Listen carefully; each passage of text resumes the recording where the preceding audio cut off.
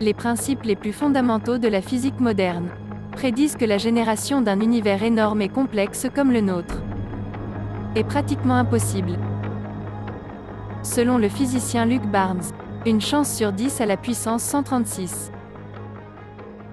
Pour former n'importe quel univers complexe, où les galaxies, les étoiles et la chimie peuvent exister. 25 paramètres libres, et accidentels, doivent prendre des valeurs bien précises.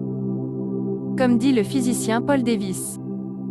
Il n'y a absolument aucune preuve que l'univers ait dû avoir l'ensemble de constantes physiques qu'il possède. Peut-on vraiment réaliser à quel point chaque atome, chaque molécule est complexe? Comme dit encore Paul Davies, les molécules des cellules vivantes exécutent une danse d'une fidélité exquise, orchestrée avec une précision époustouflante. Beaucoup plus élaborée que le ballet le plus complexe. Regardons le noyau d'un atome, le plus simple, l'hydrogène, pour mieux voir cette complexité. L'hydrogène est formé par une particule fondamentale, appelée électron, formant une couche externe de l'atome. Et une particule composite, appelée proton formant le noyau.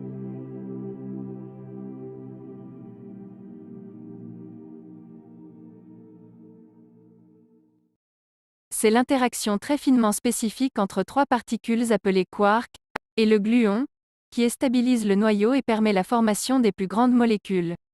Leurs propriétés et leurs interactions doivent être parfaitement équilibrées comme un transistor dans une puce. Sinon, l'atome sera instable.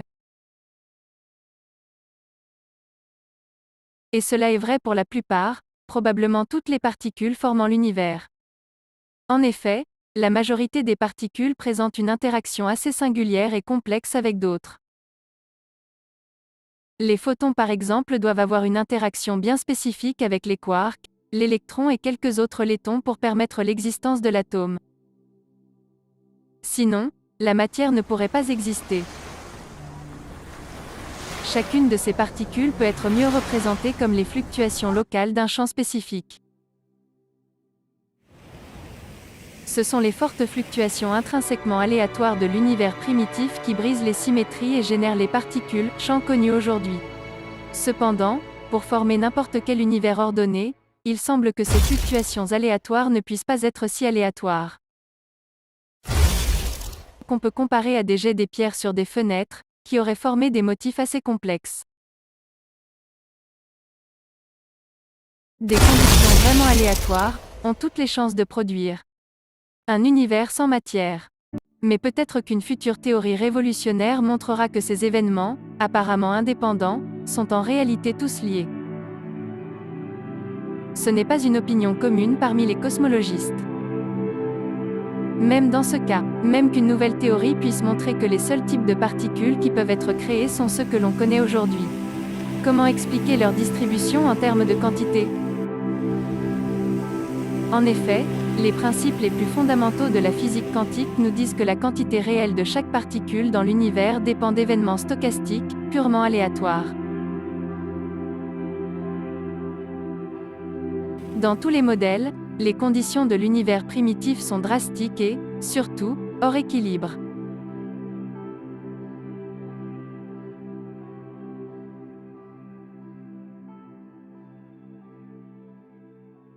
L'improbabilité est tellement élevée qu'il serait comparable à trouver un alignement des billes très particulier dans un jeu de billard.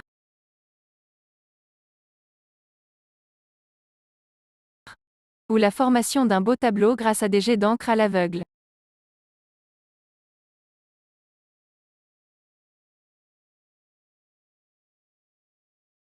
C'est pourquoi des physiciens envisagent plutôt la possibilité d'un multivers. Peut-être que le Big Bang qui a généré notre univers n'était qu'un au milieu d'une quantité énorme, peut-être infinie, d'autres Big Bang. Ou peut-être que nous sommes dans un univers avec de multiples variations locales, comme dans certaines théories inflationnaires. Cependant, les différentes théories qui prennent en compte des multivers ne sont pas parvenues vraiment à éliminer le problème. Les paramètres libres sont toujours présents et notre univers toujours aussi improbable. Comme dit un des plus grands cosmologistes de notre temps, George Ellis.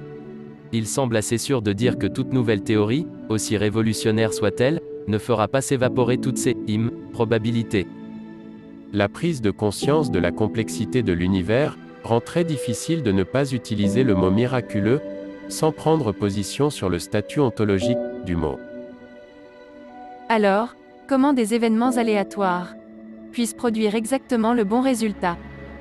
Autant de fois, résultant en un univers aussi grand et complexe?